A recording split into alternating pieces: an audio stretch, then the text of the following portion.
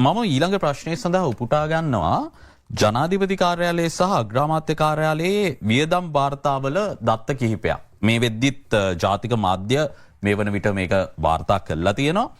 2021 අවුරුද්දට අපි යන්නේ. මුලින් 2021 අවුරුද්දේ මහින්ද රාජපක්ෂ මහත්මයාගේ විජේරාම නිවස අලුත් වැඩියා කරන්න අග්‍රාමාත්‍ය කාර්යාලය වියදම් කරනවා 25 කෝටි 21 ලක්ෂ 24978ක්. Let's go. 2022ට යනවා. 2022 ඒ නිවසම අලුත් වැඩියාවට අග්‍රාමාත්‍ය කාර්යාලය වියදම් කරනවා 18 කෝටි 15 ලක්ෂ 20617ක්. What? Bro, what are you talking about, man?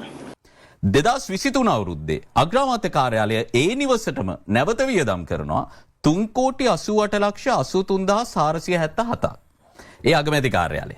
ජනාධිපති කාර්යාලය 2021 ඉඳන් 2023 දක්වා අවුරුදු 3ට මේ විජේරාම නිවස අලුත් වැඩියා කරන්න වියදම් කරනවා 3 කෝටි 75 ලක්ෂ 61165ක්.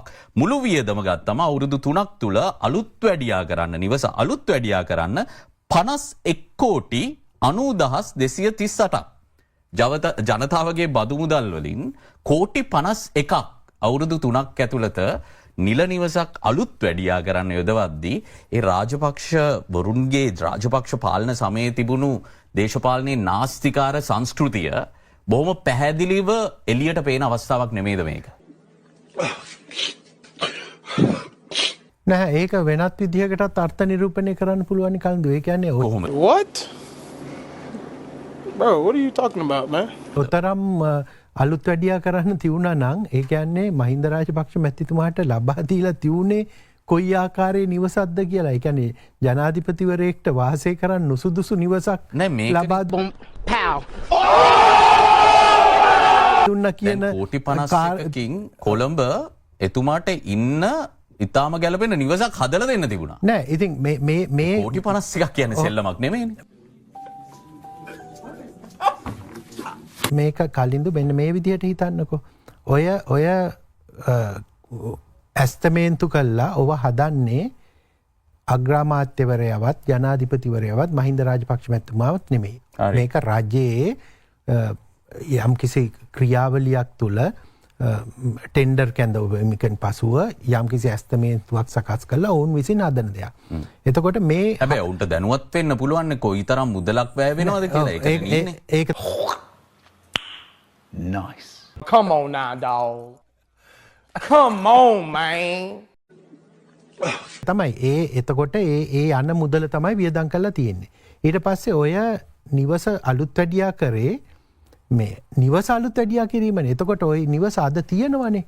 ඒක රජයේ සතුයිනේ. ඔය අලුත් වැඩියා කළා ඒකනේ ඔකට කොච්චරක්ද කෝටි ගානකට ඔක දෙන්න පුළුවන් කියලා කිව්වේ. මේකනේ දැන් ඔය ඒ වියදම් කරපු මුදල මහින්ද රාජපක්ෂ ගෙදර අරන් ගියේ නෑනේ. හරි ඔය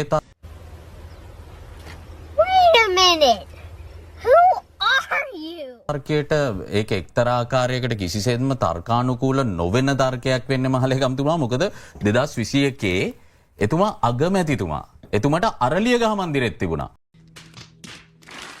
එතුමා 2021 අරලියගහ මන්දිරේ ඉන්න ගමන් 2021 කියන්නේ මේ රට අපායකට තල්ලු වෙමින් තිබුණු අවුරුද්දක්. එතකොට එතුමාට නිවසක් තියෙන ගමන් එතුමා විජේරාම නිවසත් කැබිනට් අනුමැතියකින් මේ විදිහට Tamanගේ නිවසක් විදිහට කරගෙන ඒකට අලුත් වැඩියා කරන්න මේ වියදම යද්දී කෝටි 25ක් 2021 ඇතුලේ 2022 කෝටි 18ක් ජනතාව ගත්තම තෙල් පෝලිං වල ඉන්න ජනතාව පෝලිං වල මිය යමින් ඉන්න ජනතාවට දවසකට පැය 10කට වඩා විදුලිය නැහැ.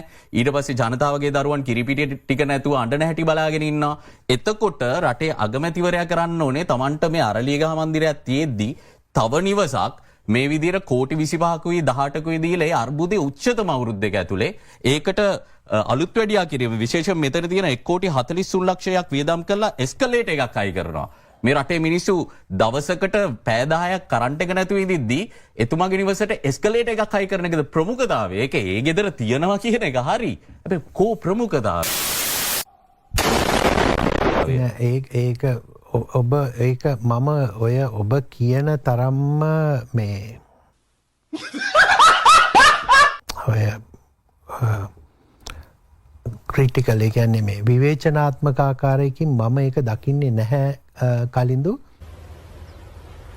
Wait a minute.